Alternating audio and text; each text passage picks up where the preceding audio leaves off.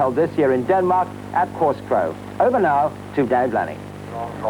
Very soupy conditions indeed as the sea mist sweeps down the west coast of Denmark. It's made it impossible to see almost what's been going on in the early heats, but two facts have emerged from the qualifying races. Firstly, Alvars Weisbach, former champion from West Germany, unbeaten, and his nearest rival, Carl Mayer, has dropped 1 point to Peter Collins, who's looked good for England in his qualifying races. So as we approach the final stages of this World Long Track final, there is the leaderboard. Weisbach clearly in the lead on 15 points. Mayer breathing down his neck. Peter Collins and Egon Müller still untouched on 12 points each. Remember, they carry 4 of these points into the semis and the final. So we are moving into the first semi-final, and as the riders come out of the pits, we look across the line. Remember, 6 in a race, and it's 3 laps. Weisbach's in the yellow helmet colour. Müller is on the far outside in the white and black striped helmet colour. And we get a much clearer picture of them there, right across the line. Nielsen on the inside, Gilgen Reiner next to him, Micheneck's in white, Weisbach's in yellow, in green it's Marcel Gerhardt, this interesting Swiss rider, and on the outside it is Egon Müller. So the first semi-final, the Germans of course still very, very much in touch with the title. Weisbach hasn't been beaten, we'll watch for him in yellow, and the very fast-starting Egon Müller, experienced 33-year-old, 3-time champion, he's right on the outside as they come under starters' orders, and away they go, and it's Micheneck first to show. As first, as Müller's come across the field, so too has Weisbach, and Müller goes clear, and Micheneck took an awful knock going up to the first corner. It's dropped him right back to last place. Egon Müller has gone clear. Weisbach is after him. Gilgen Reiner's moved into 3rd place, so the Germans beginning to dominate, and Egon Müller has gone clear, and he really takes some catching, this lad, when he gets in front. There is Müller. Where is Weisbach? He hasn't dropped a point. Weisbach has got a lot of ground to make up, and it isn't the easiest thing in the world to come from behind at this form of motorcycle sport. The machines are very, very quick, 100-mile-an-hour plus. They really screw it all on here. Müller is a very experienced exponent of the art, of course, 3-time champion, comes from Kiel, pop singer in the West German charts, on song at the moment. And if he can just stay in front, it means certainly he'll go into the final, still with a chance of snatching the crown. Weisbach will drop a point if they stay this way. That will open it up and means that Mayer could catch up and pick up the leeway that he lost with the point he dropped to Peter Collins. Here's Müller still going strong. Very lightweight little guy, and of course weight displacement at this sport is important. And he really is going away. Here is Egon Müller. And Weisbach getting up for flourish, right on the line. Still, his attack has come too late. Müller wins it. 2nd place was Weisbach. In 3rd place it was George Gilgen Reiner. But the Germans again look like they're beginning to dominate this World Long Track final.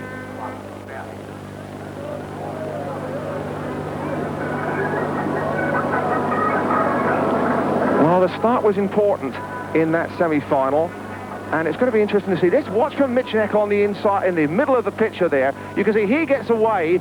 Here comes Müller. Now watch for Weisbach in yellow and black, because it looked like he clipped me. Yes, he did. He clipped Micheneck. That put Mitch out of contention. Let the Germans go clear. Müller gets away. Weisbach creeps into 2nd place, but Micheneck has every right to feel a little bit aggrieved about that one. The second semi-final, some old friends and faces here. Ivan Major on the inside, Carl Mayer knowing that he can make up ground. Peter Collins is in the white helmet colour in grid 3. Then on the outside we have got Hack, Olsen and Betzel. Betzel right on the outside of our picture here. So Collins, who's on a very fast machine, he was the fastest in practice. Here we go, the second semi-final. And Major is impatient on the inside, the old campaigner. Won't be trying to con them there. Here we go again. Major to watch for on the inside. Mayer's next to him in blue. Then Peter Collins. Those are the 3 to look for. Collins is rearing and has not made a good start. Mayer has had an absolute flyer from the grid 2. And Ivan Major creeping round the curve. Crafty piece of cornering from the old campaigner. Takes him into 2nd place. Where is Peter Collins? Out of our picture. As Mayer at his goes clear. It really was a tremendous start. Loses his helmet cover there. And he's going strong. And we look back down the field. Peter Collins is creeping up into 3rd place. There is Major. Collins is up into 3rd place. Just got a glimpse of him there as Mayer stretches away. Mayer in front. Major in 2nd place. Collins is 3rd with a lot of ground to make up.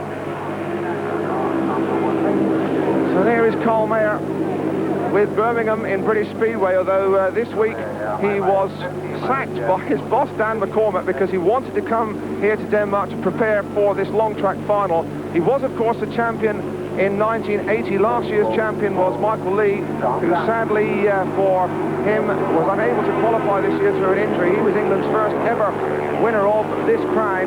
This is Mayer. The Germans, of course, with a terrific tradition at this discipline of motorcycle sport, and Mayer really is going away.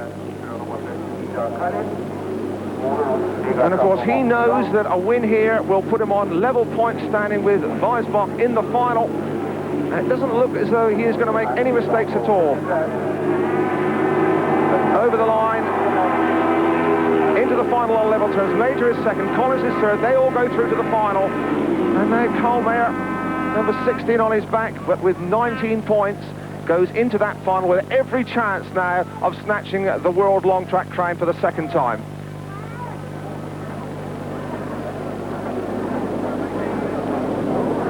Let's just have a look at that start again, and we'll see that Collins there in the white helmet colour rears, and just look at the grind that Carl Mayer makes up to the corner. He's about 10 lengths clear as they hit the corner. That really is acceleration. Ivan Major putting all his experience to use in his 42nd different world final, creeps around the inside, good line, crafty line, but no stopping Mayer. He's well set for home already. So here are the 6 finalists with their points standing. You can see it looks like developing into a dogfight between Weisbach and Mayer, with Egon Müller, who conceivably could snatch something here if the other two make mistakes. There's the lineup. Collins is in the green helmet colour, England's only finalist. There he is right out there in the green helmet. We won't like that helmet colour very much, superstitiously. We look for Weisbach on the outside. He's in the white and black striped helmet colour. And Mayer, crucially, has drawn the inside grid. He is in red, and that could be important. So we settle down for the final. We will look for Mayer from the inside. We will look for Weisbach, and we will look off for Müller as they get away. And Weisbach tried to rush the tapes, and he was left, and it's let Carl Mayer go clear. And Mayer swings right out wide. Gilgenreiner is second at the moment as Müller tries his move up for second place. But there is Carl Mayer. The mix-up at the start allowed him a clear run up to the corner, and he is really setting sail for the World Long Track Championship title. Here's Mayer. Müller has moved into second place. Weisbach is third. Screaming down this home straight, 100 mile an hour into the corner. Carl Mayer really took advantage of what was a ragged start. It'll be interesting having a look at it again, because it looked like Weisbach tried to rush the tapes. It caused the outside grids to be left. Mayer, of course, importantly, had drawn grid 1. He got clear, and it looks like there's no catching him now.